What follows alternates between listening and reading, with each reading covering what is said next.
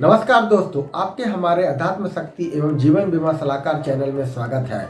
आज मैं आपको अध्यात्म क्या है, ध्यान कैसे किया जाता है, इसके बारे में बताने जा रहा हूँ। हमारे जीवन में देखने को तो बहुत कुछ है, पेड़ है, पक्षी है, हर तरह के मनुष्य है, जानवर है, बहुत तरह की चीज़ें हैं, लेकिन हम सबको उसको अलग अलग दृष्टिकोण से देखते हैं। जबकि हमें एक दृष्टिकोण बनाना, जिस तरह से समुद्र में बौछारें आती हैं, समुद्र की जो तरंगे उठती हैं, वह सब अलग अलग प्रकार की होती है, लेकिन सबका एक ही प्रकार है, वह है पानी। पानी जो है बौछार बनकर, उसी तरह से हमें अपने जीवन में अपने आप को जानना, मैं कौन हूँ, यह सवाल उठने के साथ ही आपका आध्यात्मिक दृष्टिकोण शुरू होता है। अध्यात्म क्या है? अपने आप को पहचानना, आत्मा से परमात्मा की और अपने आप को ले जाना ही अध्यात्म का पहला केंद्र बिंदु है।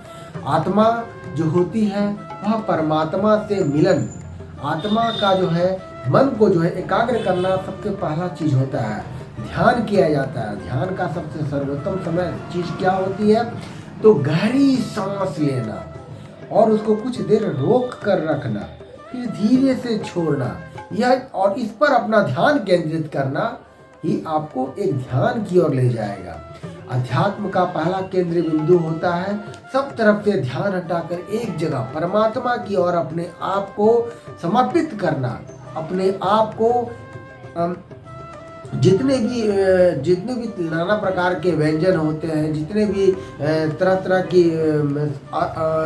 भौतिक वस्तुएं होती हैं, उन सब से ध्यान हटा करके अपने आप को, आत्मा को परमात्मा की शरण में ले जाना ही अध्यात्म का पहला केंद्र बिंदु है। अध्यात्म हमारे अंदर जागृत हुआ या नहीं हुआ, इसका एक ही लक्ष्य है कि हम यह तभी जान पाते हैं जब हमें आत्म संतुष्टि मिलने लगती है, हमारा किसी भी चीज़ों पे लगाव खत्म हो जाता है। तो इसका मतलब है कि अब हम केंद्र में आ रहे हैं, सेंटर में आ रहे हैं, हमें आत्मज्ञान धीरे धीरे हो रहा है। और जिस दिन हमें आत्मज्ञान संपूर्ण रूप से हो जाएगा, उस दिन मन बिल्कुल शांत हो जाएगा। वह होगा अध्यात्म का पहला चरण। और यह चरण कब कैसे प्राप्त किया जाता है? तो सिर्फ ध्यान के द्वारा प्राप्त किया जाता है। और ध्यान कैसे किया जाएगा? तो अपने सांसों को नियंत्रित करना, अपने सांसों पर ध्यान देना, अपने सांसों पर एक एकाग्र रूप से समझना कि मैं सांस ले रहा हूँ। तेज सांस लेना, फिर रोकना, फिर धीरे से छोड़ना, यह सब आपको अध्यात्म की ओर ले जाएगा। अध्यात्म क्या होता है? निरंतर अभ्यास। अगर आप किसी भी चीज़ का निरंतर अभ्यास कर रहे हो, ठीक उसी तरह से जैसे एक आम का पेड़ होता है, अगर वह अपने आप को साल भर मेहनत करता है आम बनाने में, और उसका एक बार आपको फल मिलता है खाने को जो मीठा लगता है, लेकिन वह फल बनने में आपको कितना समय लगा? तो पूरे साल उन्होंने लगाया। जिस तरह से कोई इंसान जब सफलता प्राप्त करता है तो लोगों को उसकी सफलता दिखती है, लेकिन वह यह नहीं देखता कि इसके पीछे उसने कितनी मेहनत की हो, उनके कई सालों की मेहनत के बाद उसे सफलता प्राप्त की है। उसी तरह से अध्यात्म होता है कि हम निरंतर अभ्यास कर रहे हैं, भगवान की ओर शरण में जा रहे हैं, अपना आत्मज्ञान बढ़ा रहे हैं। और जैसे जैसे हम अपना आत्मज्ञान बढ़ाते चले जाएंगे, हमारा मन एकाग्र होता चला जाएगा और हम अध्यात्म की प्राप्ति होगी। अध्यात्म क्या होता है? तो अध्यात्म होता है आत्मा का शुद्ध होना, आत्मा को परमात्मा में मिलाना, अध्यात्म की श्रेणी में आता है।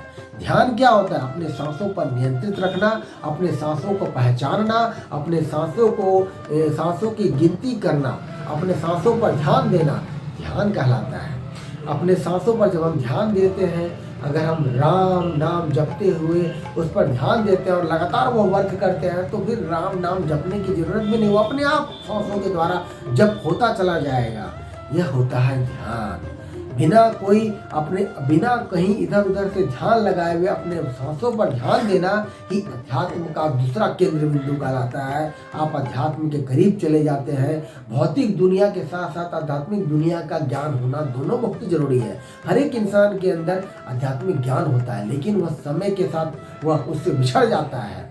उसको प्राप्त करना है, उसको हमें अपने अंदर समाहित करना है, उसको याद रखना है। जैसे एक इंसान बचपन में चांद को देखता है, देखते देखते एक दिन वह उस चांद को भूल जाता है, क्योंकि उसका ध्यान कहीं और चला जाता है। क्योंकि इंसान को अध्यात्म में वह अपना ज्ञान तभी ला पाता है जब वह अपने निरंतर अभ्यास करता है कि मुझे अपना ज्ञान करना है कि मैं कौन हूँ, कहाँ से आया हूँ, मेरा लक्ष्य क्या है, मुझे करना क्या है, आखिर यह दुनिया में मैं आया हूँ तो क्या कार्य से आया हूँ, या जो भी कुछ मुझे मिल रहा है कोई चीज़ फ्री का नहीं है, हर चीज़ के लिए कुछ ना कुछ देना पड़ता है। भगवान भी हर चीज़ का हिसाब लेंगे आपसे। आप अपना अध्यात्म ज्ञान बढ़ाइए, ध्यान मुद्रा जागृत करिए और अपने आप को अध्यात्म के साथ साथ ध्यान मुद्रा में जागृत करके अपना आत्म ज्ञान बढ़ाइए। आज के लिए बस इतना ही। और मैंने अपना एक चैनल में जीवन बीमा पॉलिसी के बारे में बताया है। अगर आपको कोई भी LIC की पॉलिसी करानी हो, जीवन आनंद वगैरह, तो आप मुझसे संपर्क करें। मैं LIC का एक एजेंट भी हूँ। धन्यवाद। आज के लिए इतना ही। अगर आपको मेरा यह वीडियो पसंद आता है तो लाइक, शेयर और सब्सक्राइब करना ना भूलें। धन्यवाद।